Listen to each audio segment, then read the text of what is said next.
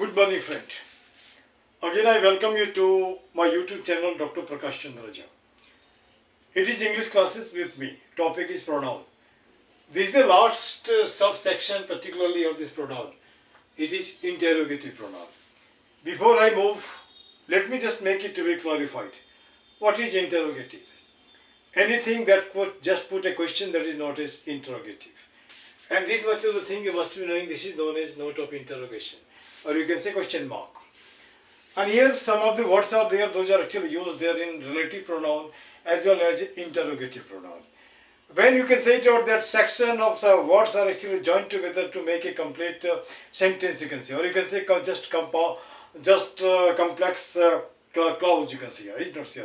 That is known as, you can say it out, relative pronoun, like that you can say. But here that is not our concern. Our concern is here. What is interrogative pronoun? The pronoun those are used for asking questions are known as interrogative pronoun. कहने का मतलब वह pronoun जिसका प्रयोग होता है प्रश्न पूछने में, उसे ही हम कहते हैं प्रश्नवाचक सर्वनाम. क्लियर? अब यहाँ पे हमने कुछ एग्जाम्पल लिए हैं.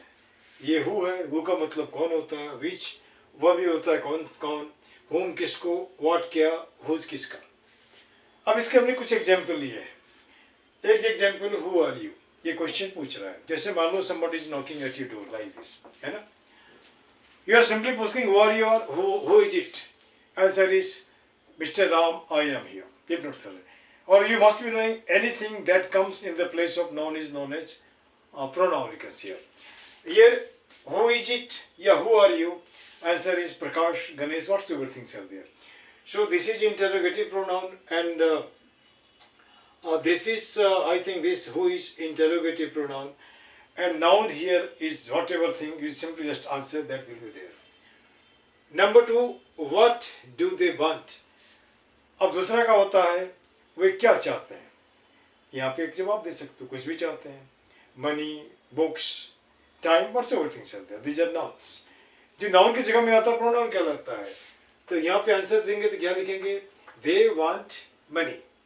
ये मनी हो गया, और ये कोई सवाल पूछता है. यहाँ व्हाट क्या है, ये सवाल पूछने में हमारी हेल्प करता है, इसलिए कहता है interrogative pronoun.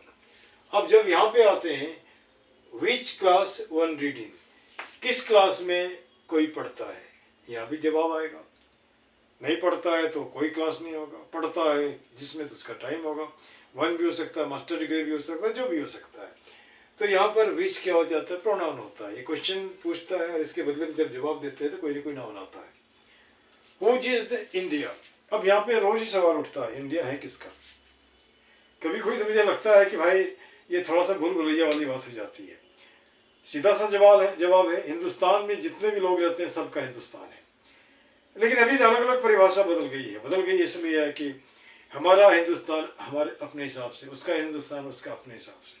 So my dear friend, territory this is sovereign one. You must think that Hindustan belongs to each and everyone who is citizen of this India. तब यहाँ पे कह सकते हैं who is India of Indian citizen. ये Indian citizen क्या है? Noun है, और उसके बदले में हुज आया है. इसी को हम कहते हैं इंटरोगेटिव प्रोनाउन.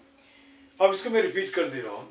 तो रिपीट में ऐसा होता है कि वैसा प्रोनाउन जिसमें सवाल पूछा जाता है, और वहाँ पे हम यूज करते हैं विच, who, whom, what, who, etc. का, और उसका जवाब मुझे कुछ मिलता है. वो जवाब जो होता है नाउन होता है. नाउन के जगह पर जो भी वर्ड आता है, जैसा भी होता है, उसे हम प्रोनाउन कहते हैं.